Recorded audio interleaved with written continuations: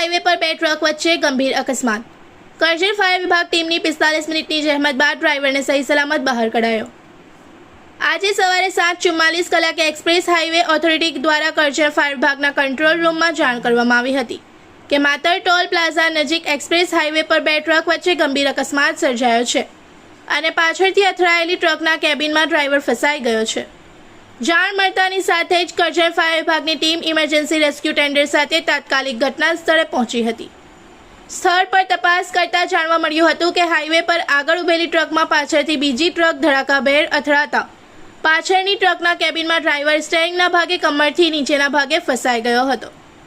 ત્યારબાદ પરિસ્થિતિની ગંભીરતા જોતા કરજણ ફાયર વિભાગની ટીમે તાત્કાલિક રેસ્ક્યુ કામગીરી હાથ ધરી હતી। હાઇડ્રોલિક રેસ્ક્યુ સાધનોની મદદથી આશરે 45 મિનિટની ભારે જહેમત બાદ ડ્રાઈવર સલમાન ખાનને સહી સલામત રીતે કેબિનમાંથી બહાર કાઢવામાં આવ્યો હતો। બાદમાં ઇજાગ્રસ્ત ડ્રાઈવરને 108 એમ્બ્યુલન્સ મારફતે તાત્કાલિક આમોદ સરકારી હોસ્પિટલ ખાતે સારવાર માટે ખસેડવામાં આવ્યો હતો। મળતી માહિતી મુજબ ડ્રાઈવર સલમાન ખાન ટ્રકમાં રાજકોટથી ફ્લિપકાર્ટ કુરિયર સર્વિસીસનો માલ સામાન ભરી સુરત તરફ જઈ રહ્યા હતા। તે દરમિયાન આ અકસ્માત સર્જાયો હતો। કરજણ ફાયર વિભાગની ટીમે અકસ્માતની જાણ થતાં સમયસર ઘટના સ્થળે પહોંચી ઝડપી અને કુશળ રેસ્ક્યુ કામગીરી હાથ ધરતા ડ્રાઈવરનો જીવ બચાવવામાં सफलता મેળવી હતી। रिपोर्टर तस्लीम पीरावाला। इस वीडियो को लाइक करें, हमारे चैनल को सब्सक्राइब कर बेल आइकन जरूर प्रेस करें हमारी न्यू वीडियो सबसे पहले देखने के लिए।